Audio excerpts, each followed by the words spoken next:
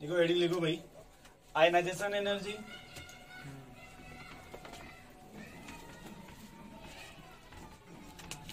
अब एक आप लोग जाके काम करना आज ना साथ में बैठ करके एस ब्लॉक निकालना। क्या निकालना? S block.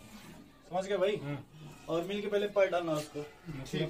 और इस बार कुछ पोर्शन नीट में कटा है उसका, साल्ट वाला पोर्शन जो है। अच्छा साल्ट हट गया। तो साल्ट वाला पोर्शन छोड़ करके जो बचेगा उसको लपेट डालो तो पहले। हो गया, मैं नहीं समझा? ठीक ठीक। ये भैया क्या ब्लॉक तो इतने में बना दिए। हाँ, तो वो उससे मैटर नहीं है, बस एक बार आप उसको देख लेना, क्योंकि लिथियम वाला मैटर उसमें बड़ा है। जो लिथियम वाली बात है वही खाली बड़ा है और कुछ उसमें नहीं है।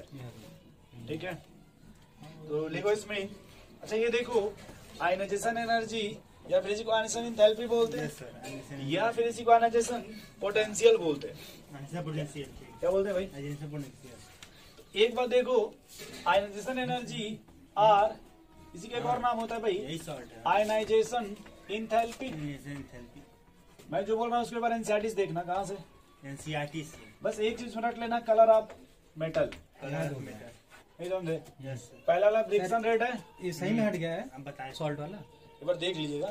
ठीक, मतलब मेन क्या उसमें फार्मूला पढ़ लेना, कौन कंफर्म हो जाएगा। वाशिंग सोडा सोडियम बाइकार्बोनेट है, ठीक है। और टाटा साल्ट को बोलते हैं NaCl सोडियम क्लोराइड। एक होता है सोडियम कार्बोनेट, शायद वो वाशिंग सोडा है। सोडियम बाइकार्बोनेट, सोडियम कार्बोनेट को वाशिंग सोडा। सोडियम बाइकार्बोनेट आपका बेकिंग सोडा है। एक आपका NaCl है, सोडियम क्लोराइड, टेबल साल्ट या कॉमन साल्ट। कास्टिक सोडा हाँ, अन्य कास्टिक सोडा। बस ये कॉमन नाम याद रखिएगा। क्या? अब फार्मूला इधर वापस आ जाओ। ये देखो थोड़ा लघु जी यार, वहाँ भी आयनाइजेशन, यहाँ भी आयनाइजेशन। यहाँ लिखा आयनाइजेशन एनर्जी और यहाँ लिखा आयनाइजेशन एंथैल्पी। एनर्जी और एंथैल्पी में क्या डिफरेंस है? एनर्जी और एंथैल्पी में क्या डिफरेंस? जब पढ़ोगे आप थर्मोडायनेमिक्स तो वहाँ पे एक नाम मिलेगा इंटरनल एनर्जी। सुने? Change in internal energy. देखो था चेंज इन एंथैल्पी। आप सुने? देखो एंथैल्पी लिखा है ना, बोलो भाई। जब एंथैल्पी बोलिएगा एट कांस्टेंट प्रेशर, यहाँ क्या हो जाएगा? और जब ये बोलिएगा एनर्जी तब at volume, at constant volume. ये यहाँ नहीं मिलेगा, थर्मोडायनेमिक्स मिलेगा। कहाँ मिलेगा? तो उसी को डेल्टा ई बोलते हैं, मतलब वहां फिलहाल इंटरनल डेल्टा ई या यू से बोलते हैं। तो जब एनर्जी बोलिएगा तब कांस्टेंट वॉल्यूम, और जब आयनाइजेशन एंथैल्पी मेन टर्म क्या? एंथैल्पी बोलेगा दैट कांस्टेंट। बट हम लोग बस वैसे ही खींचते हैं आयनाइजेशन एनर्जी, खाली क्या बोल देते हैं? आयनाइजेशन। कांस्टेंट वॉल्यूम या कांस्टेंट प्रेशर पे ध्यान नहीं देते। बट याद रखिएगा ये हम कहाँ बोलेंगे? अब देखो यहाँ पे जैसे आयनाइजेशन एनर्जी लिख दोगे IE, बोलो भाई, हो जाएगा ना? आयनाइजेशन एनर्जी जब या तो उसको डेल्टा लगा देते। क्या लगा देते? ये चेंज इन एनर्जी, कि पहले कुछ रहा होगा, बाद में कुछ दे दिए होंगे, चेंज हो जाएगा। अब देखिए ये आंसर एनर्जी होता क्या भाई? क्या थ्योरी है इसका? क्या मतलब होता है? Removal of electron from accelerated. एकदम सही। तो जब इलेक्ट्रॉन रिमूव कीजिएगा उस इलेक्ट्रॉन को न्यूक्लियस पकड़ा होगा कि नहीं पकड़ा होगा? किस पावर से? जेड इफेक्टिव से। बोलो भाई।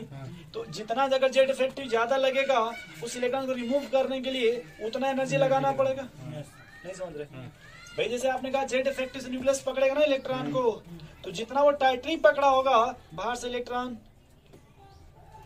मतलब रिमूव करने के लिए एनर्जी आपको बाहर से उतनी ज्यादा लगानी पड़ेगी। अगर आसानी से पकड़ा होगा जल्दी निकाल लेंगे, लेकिन बहुत तेजी से अगर पकड़ा होगा तो वहां पे आपको फिर ज्यादा लगानी पड़ेगी ना एनर्जी। बोलिए भाई। तो यहाँ लिखिएगा थोड़ा इसमें, the minimum amount of energy,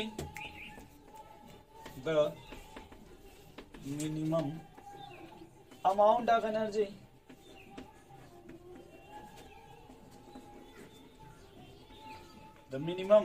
amount of energy which is required।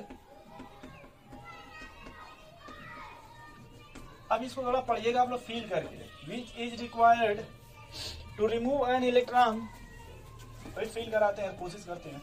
to remove an electron from valence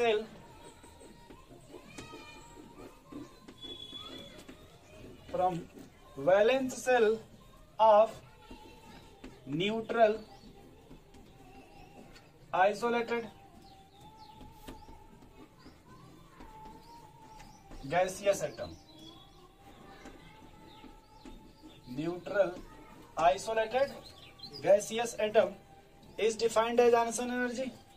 बड़े लोगों जी अब देखो जैसे यार देखो भाई मान लो कोई एलिमेंट सन्नी जी आपका अमरनाथ जी सन्नी जी का ना शशिकांत जी मान लो कोई एलिमेंट यस है गैसियस फॉर्म किस फॉर्म में लोगों जी पहली बार अगर आप इलेक्ट्रॉन निकालना चाहते हैं एनर्जी देना पड़ेगा कि नहीं। मान लीजिए आंसर एनर्जी फर्स्ट हो गई IE अभी हो गया पॉजिटिव क्या हो गया लेकिन दूसरा इलेक्ट्रॉन देना पड़ेगा आपको जब दूसरा इलेक्ट्रॉन निकालना पड़ेगा तो जेड इफेक्टिव पहले से बढ़ गया होगा कि नहीं। बोलो भाई लोगों से जैसे आपने पहला इलेक्ट्रॉन निकाल दिया ना भाई तो पॉजिटिव बन गया कि नहीं। अब दूसरा जब निकालना चाहोगे तब आपको आंसर एनर्जी और बढ़ जाएगी नहीं बढ़ जाएगी। पहले मान ले IE2 बोलो यार तो ये S गैसियस +2 बनेगा लेकिन इन्होंने कहा सर अभी इलेक्ट्रॉन और निकालना चाहते हैं हम दे नहीं रहे निकाल रहे हैं यार और माइनस लगा देंगे तो फ्यूज हो जाओगे। एक और निकालो क्या बनेगा S+3 गैसियस यहाँ आंसर एनर्जी क्या हो जाएगा C। अब बताओ सबसे अधिक आंसर एनर्जी किसका होगा सबसे अधिक IE3 का। समझ गए कैसे क्योंकि वहाँ जेड इफेक्टिव बहुत ज्यादा बढ़ जाएगा ना भाई कम होगा उतना बोलिए नहीं समझ वैल्यू घट रही है। कभी भी आपका देखना तो फर्स्ट से 2 हमेशा ज्यादा होगा फर्स्ट से 2 क्योंकि जब पहली बार निकालिएगा तो न्यूट्रल था लेकिन दूसरी बार जब उसमें चार्ज आ गया ना तो अब जेड इफेक्टिव और बढ़ जाएगा ना भैया। नहीं समझ ये डायग्राम बना लो ऐसे ही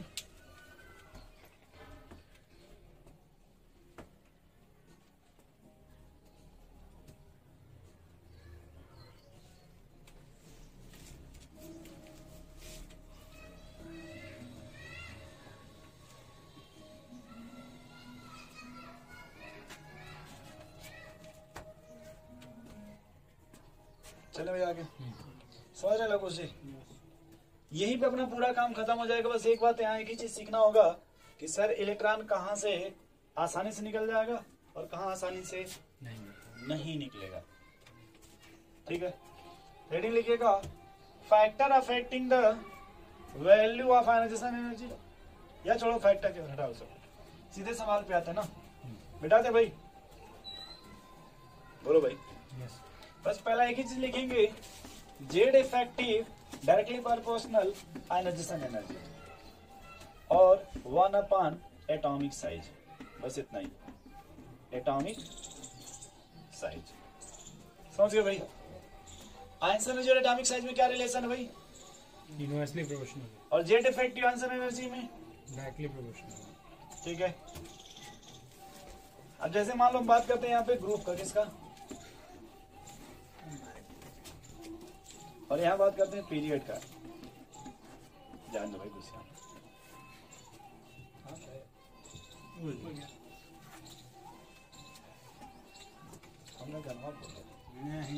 इधर देखो भाई जैसे यहाँ ग्रुप की बात करते हैं ना ग्रुप का मतलब क्या होता है left right top to bottom तो टॉप टू बॉटम जाओगे तो साइज तो आंसर एनर्जी समझ गए लोगों से और लेफ्ट से राइट जाओगे तब एटॉमिक साइज तो आंसर एनर्जी पहले इतना समझ गए ग्रुप और पीरियड में नोट करो इतना।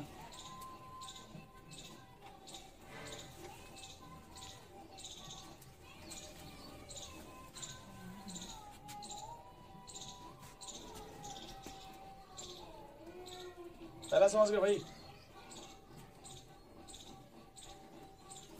बोलिए आगे चले सेकंड लिखिएगा half filled and full field half filled and full field half filled and full field.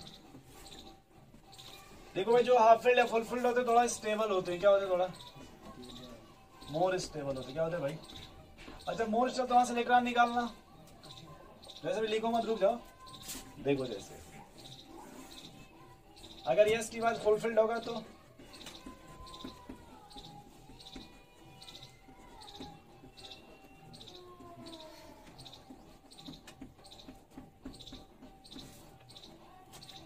ये देखो है थोड़ा सा ये थोड़ा लिख ले मोर स्टेबल या क्या हो गया भाई ये मोर स्टेबल होंगे यहाँ से इलेक्ट्रॉन निकलना थोड़ा मुश्किल होता है थोड़ा सा मुश्किल होता है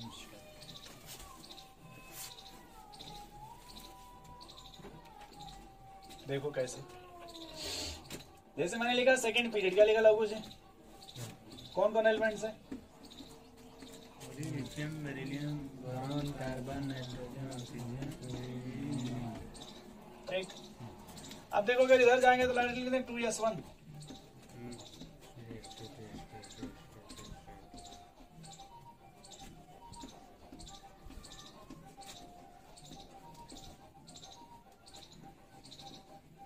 कोई दिक्कत आपको?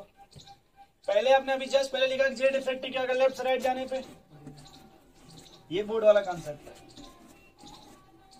पहले समझ गए भाई लघु से? बस एक बात याद रखिए, जैसे ये फुलफिल्ड है ना, ठीक है भाई, तो यहां से भी इलेक्ट्रॉन रिमूव करना है, और कहां से, ठीक है, अब उनको इसमें सोचना है बस, नहीं समझे भाई? अब यहां से ज्यादा स्टेबल है कि ये ज्यादा स्टेबल है?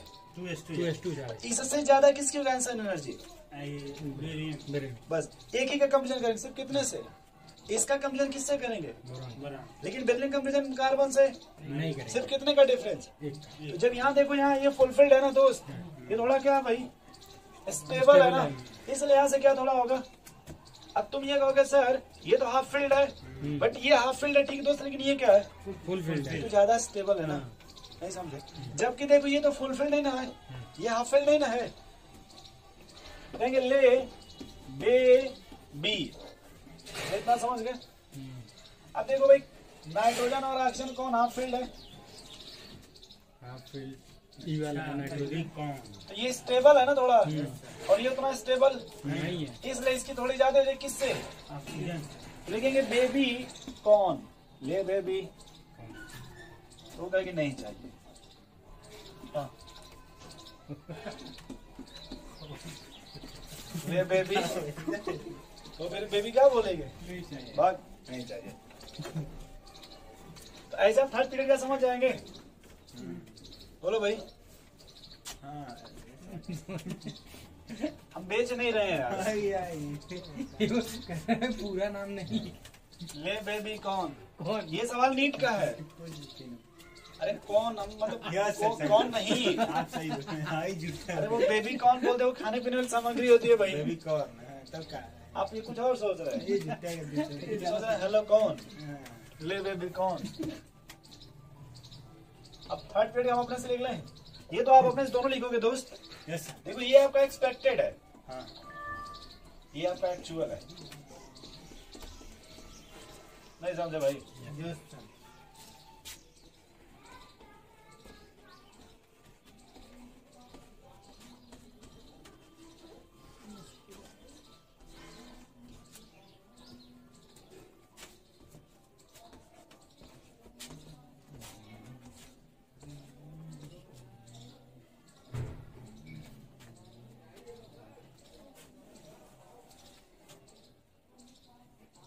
अब इसमें कर लेना सेटअप भाई, मैग्नीशियम एल्यूमिनियम में किसका ज्यादा होगा?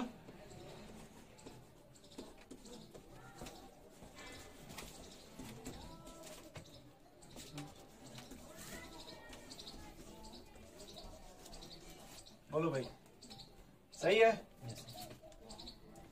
तो नोट करो भाई दोस्त, ये मिटा दे इधर का, सोच रहे हो भाई? इसका सवाल वाल बना रहे हैं आप लोग की नहीं है? एकदम टॉपिक वाइज बनाते जाओ ना, जैसे कि आज क्या पढ़े, वो रेडियस खत्म कर दिए ना, समझ गए? अगर कोई सवाल मान लो डी ब्लॉक का दे दिया या ब्लॉक का कंफ्यूज कर दिया, उसको उसमें टाइम बर्बाद नहीं करोगे। कहाँ का दे दिया? कभी कभी होता है कुछ मॉड्यूल में क्या कि इसी में दे देता डी ब्लॉक का भी, या ब्लॉक का दे देगा, और आप उसी को लेकर लगोगे दौड़ने डाउट क्लास में, उस पर ज्यादा फोकस मत कीजिएगा, जो जनरली फिलहाल है वो बन जाए वही बहुत है। वो जब उस तरह का जब वो पढ़ेंगे ना अलग से ब्लॉक, तो वहाँ खुद ही उसको पढ़ना ही पड़ेगा, समझ रहे भाई?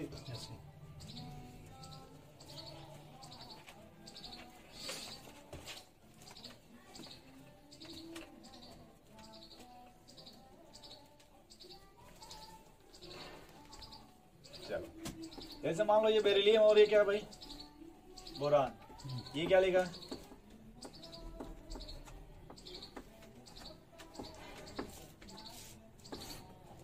ठीक है, उतना छोड़ो, बस उतने से काम चल जाएगा।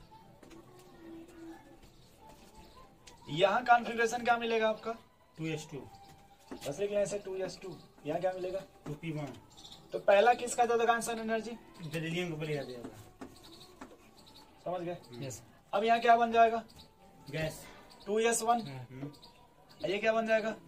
2s2। तो जब अगली बात करेंगे तब किसका ज्यादा हो जाएगा? बोरान का ज्यादा हो जाएगा। नहीं समझे? अब जैसे मान लो हमको दे दिया सोडियम का, किसका? मैग्नीशियम का, और sodium and magnesium and aluminium. ठीक।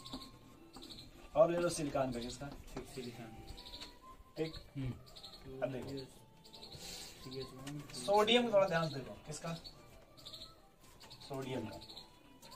मान लो पहले इलेक्ट्रॉन निकाले 2 8 1 होता है ना? बोलो भाई। अगर मान लो पहले इलेक्ट्रॉन निकाले तो जो फर्स्ट मान लो आंसर एनर्जी आई, मान लो फर्स्ट आई वो कितनी आ गई? 10। कितना आ गई? 10। एक पॉजिटिव साइन, क्योंकि एनर्जी देना पड़ेगा। फिर जब दूसरा निकालोगे कितना? दूसरा जैसे अब 2 8 बन गया ना, सोडियम पॉजिटिव, तो लगभग इसका 10 गुना। कितना? जैसे 10 से 10 गुना कितना होगा? 100। यहाँ जो आंसर जी बनेगा वो कितना हो जाएगा? लगभग 100। समझ गए? इस डिफरेंस से पता करेंगे उसमें कितने के बीच में डिफरेंस है, तो उतना वैलेंस इलेक्ट्रॉन हो जाएगा। क्या हो जाएगा उसमें? उतना। जैसे यहाँ देखो मैग्नीशियम क्या होता है भाई? 2 8 2। मान लो पहला निकाले तो तुम्हें देना पड़ा 20। कितना देना पड़ा? समझ गए? क्या बन जाएगा? 2 8। अब दूसरा का निकालो तो लगभग कितना देना पड़ा? 40। ये समझ गए?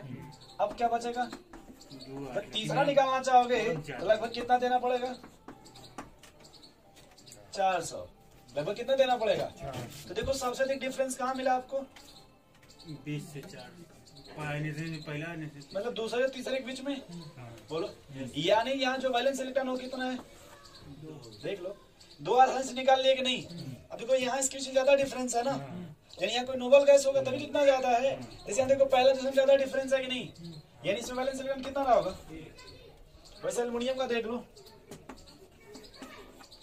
तो लास्ट में 2p1 होता है ना। यस। बोलो भाई, जब एल्युमिनियम प्लस बना तो मान लो कि 30 है। कितना? 30। समझ गए? अब जब एल्युमिनियम से एल्युमिनियम प्लस बनेगा तो लगभग यहाँ थोड़ा स्टेबल हो गया कि नहीं? तो अब डबल से थोड़ा ज्यादा कर दीजिए। नहीं समझे? मान ले 100 कर लिए। कितना कर लिए? 100। क्योंकि एल्युमिनियम गैस थोड़ा नोबल गैस हो गया ना। अच्छा, फिर जब एक निकालोगे एल्युमिनियम प्लस, मतलब प्लस प्लस, तो 200 मान लो। उसके बाद देखो नोबल गैस आ जाएगा भाई, जैसे टोटल 3 इलेक्ट्रॉन निकल गया ना, तो अब 2p6 बचेगा ना। इसी में करिए उसको। 2p6 बचेगा ना। अब अगर मान लो इसमें और निकालना चाहते हो, यहाँ देखो +4 दीजिए। क्या दे दिया? यहाँ लगभग हो जाएगा 2000। लगभग कितना हो गया? तो इससे फील करके उसमें ज्यादा डिफरेंस कहाँ मिला? सबसे ज्यादा डिफरेंस देखो किसके बीच मिला? ये ज्यादा डिफरेंस है कि ये ज्यादा डिफरेंस है कि ये ज्यादा डिफरेंस है? नहीं समझे लोगों से? तो ज्यादा डिफरेंस यहाँ ना समझे जी, नहीं समझे?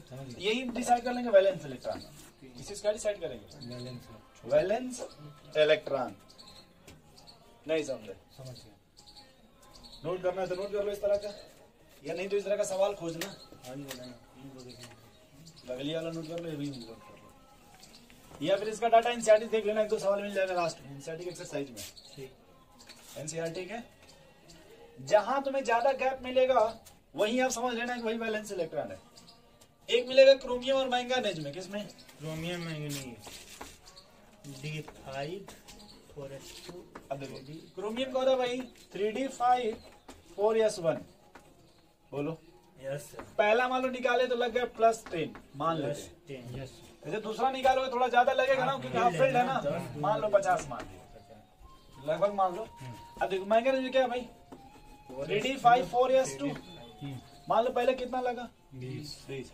दूसरा निकाले तो 40। अब इसके बाद देखो हाफ फील्ड है ना, थोड़ा गैप बढ़ा देंगे। मान लो 200 कर दी। कितना कर दी? नहीं समझे? तो इससे पता चल जाएगा जो तीसरा निकालोगे हाफ फील्ड से निकाल रहे हैं, स्टेबल से निकाल रहे हैं। नहीं समझे भाई? अब यहाँ देखो यहाँ ज्यादा गैप इसके बीच में आ गया पहले दूसरे के। अब फिर निकालोगे तो कम आएगा। जैसे मान लो 60 आ गया। कितना? D4 हो गया होगा ना, ये मान लो 70 आ गया। तो ज्यादा गैप कहाँ मिला आपको? 1 और 2 के, यानी एक इलेक्ट्रॉन आसानी से निकाल सकते हैं आप। बोलिए भाई। यहाँ एक इलेक्ट्रॉन, कल देखो मिस हो गया, डायरेक्ट कल खींच खांच दिए होते नहीं। चले आगे भाई। अब बताओ यार कि लेफ्ट से राइट जाने पर आंसर एनर्जी क्या होता है? लेफ्ट में क्या होगा? कम होगा कि ज्यादा? सबसे कम होगा। इलेक्ट्रॉन निकलना सबसे आसान मेटल से है कि नॉन मेटल से? मेटल से। बोलो। मेटल से। नहीं नाम समझ पा रहे हो? समझ गया। आनिक बॉन्ड का नाम सुने हो? Yes sir. मेटल से लॉस ऑफ इलेक्ट्रॉन होता है ना, तो मेटल की आंसर एनर्जी कम हो गई। तभी तो जल्दी से लॉस कर देगा।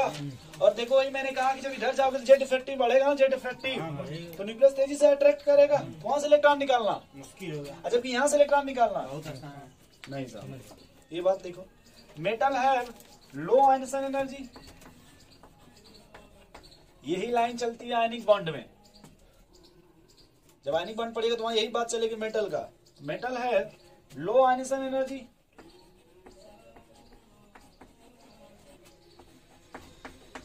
लो ionic energy, whereas non metal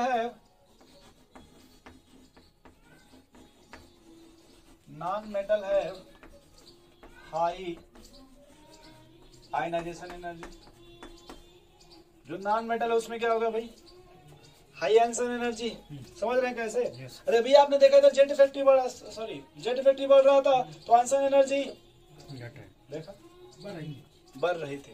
अरे जेट इफेक्टिव बढ़ेगा ना इधर जाने पे तो आयनाइजेशन एनर्जी घटनी चाहिए ना। नहीं जाने में घोषणा नहीं यार। जेड इफेक्टिव आगे में घोषणा नहीं। सही है सही है। कहाँ पे लिख लो एक बार? डायरेक्ट चले आगे। यस। मेटेलिक नेचर अगर बात करें तो 1 आयनाइजेशन एनर्जी। किसकी बात करें? मेटेलिक नेचर तो 1 आयनाइजेशन। लेकिन अगर बात करें नॉन मेटेलिक का, किसका? नॉन मेटेलिक का, तो क्या हो जाएगा भाई? Directly proportional. या फिर एक आप नाम सुनोगे, अगर मेटल है तो बेसिक होगा। क्या होगा? अरे बेसिसिटी भाई। यस। मेटल का ऑक्साइड तो बेसिक बनेगा ना। तो देखो यहाँ पे एक चीज और लिख सकते हैं, आप चाहो तो बेसिसिटी भी पता कर सकते हैं। यहाँ पे बेसिसिटी हो जाएगा और यहाँ पे आपका एसिडिटी। नहीं समझे भाई? तो पीरियोडिक टेबल अगर डाउन द ग्रुप जाओगे तो बेसिसिटी बढ़ेगा, क्योंकि मेटालिक कैरेक्टर बढ़ता है डाउन द ग्रुप जाने पे।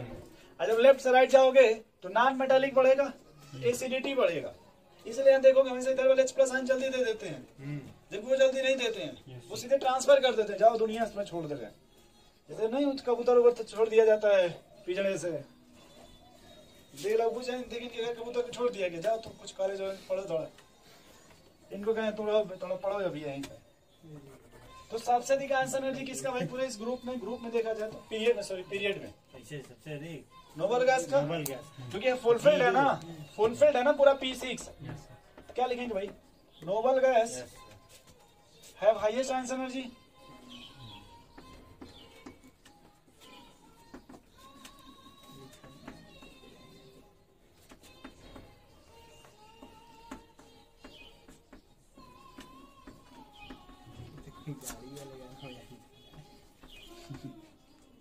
सेकंड बताओ, सेकंड है उसके बाद वही क्या कहते हैं उसको, हेलोजन ना। एकदम सही, हेलोजन। सेकंड लार्जेस्ट आयनिसन एनर्जी वही हेलोजन। थर्ड बताओ, थर्ड और यार ऑक्सीजन फैमिली उसको क्या कहते हैं, चैल्कोजन। थर्ड लार्जेस्ट निकोजन, निकोजन क्योंकि हाफ फिल्ड हो जाता है ना। हाँ यस नाइट्रोजन, ये हाफ फिल्ड हो जाता है ना दोस्त, याद करो। ठीक बोले निकोजन, ठीक। अब इसके बाद तुम उसको रख दो, अब चैल्कोजन, वो फोर्थ हो जाएगा। क्या हो जाएगा? और लिस्ट अगर बात कर लिस्ट आंसर एनर्जी का, तब ये पहले यार अल्कालाइन मेटल, एकदम सही। लिस्ट की बात कर, list ionisation energy alkali metal, क्या चीज? Alkali metal. और अल्कली से ज्यादा होगा अल्कली अर्थ मेटल का। अर्थ बोले थे नाम बस अर्थ। अल्कली से ज्यादा किसका होगा? चाहे ग्रुप में लिख लेना है, सेकंड ग्रुप का ज्यादा होगा फर्स्ट से। तुम समझ रहे हो ग्रुप सेकंड वाला? अरे फुलफिल्ड है ना अल्कली अर्थ मेटल, तो उसकी ज्यादा होगी ना भाई फर्स्ट से। बोलो भाई। और अब पूरे पीरियोडिक टेबल में ही सबसे हाईएस्ट किसका होगा इंसान एनर्जी? तो एकदम ऊपर जो है सबसे helium. Helium helium has the highest ionisation energy, क्योंकि फिर जब नीचे आओगे तो इलेक्ट्रॉन बढ़ेगा, जेट इफेक्टिव भी बढ़ेगा ना, लेकिन पोल सेलिंग आने लगेगा।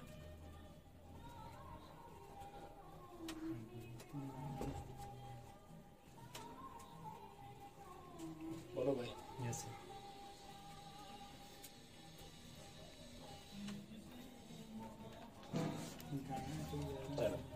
नेक्स्ट लिखेंगे ionisation energy in d block, ionisation energy in d block. ठीक है, तो देखो डी ब्लॉक में जाके तो हमेशा लेफ्ट से राइट जाते, कहाँ जाएंगे? लेफ्ट से राइट जाने पे बोलो भाई बढ़ेगी। बस दो जगह प्रॉब्लम होगा, जहां हाफ फील्ड मिलेगा और फुल फील्ड। क्या मिलेगा? हाफ फील्ड और फुल फील्ड, क्योंकि उसकी और बढ़ जाएगी ना भैया। अरे नहीं देखो सेकंड ब्लॉक में, सेकंड पीरियड में जैसे लेफ्ट साइड जाने बढ़ ही रहा है, लेकिन अगर मान लो कोई हाफ फील्ड फुल फील्ड है तो थोड़ा सा बढ़ जाएगा ना भैया। बोलो भाई, लिख लेना कि लेफ्ट साइड बढ़ेगा, but some exception with half filled and full filled. ठीक है, सेकंड आपका टॉप टू बॉटम। सेकंड क्या है? टॉप टू बॉटम समझते हैं भैया? अमरनाथ का नाम उनका शशिकांत। तो देखो ये जो आंसर एनर्जी है वो directly proportional length and height contraction. नीचे ना लेंथ हाइट कंट्रैक्शन बढ़ेगा ना भैया, यस सर। तो वो और सिल्डिंग बढ़ा देगा ना बड़ा। नहीं समझ रहे? नीचे जो लेंथ हाइट जेट फैक्टर और बढ़ जाएगा, तो वहां पे आंसर एनर्जी और बढ़ जाएगी। तो जैसे देखो ये आर्गन है ना, बोलो भाई।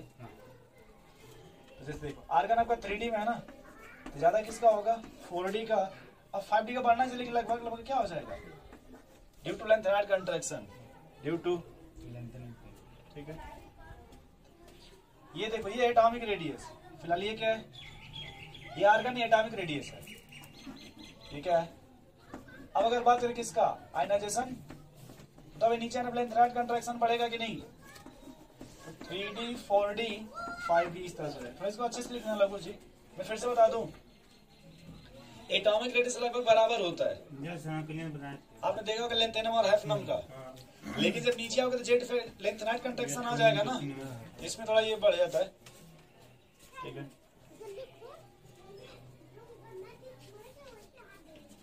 ये ब्लॉक में भी वही होता है कि लेफ्ट से राइट जाएंगे तो बढ़ेगा, लेफ्ट से राइट जाएंगे तो बढ़ेगा। तो इसको बस करते हैं भाई यहाँ पे, ये कंप्लीट होगा आंसर एनर्जी।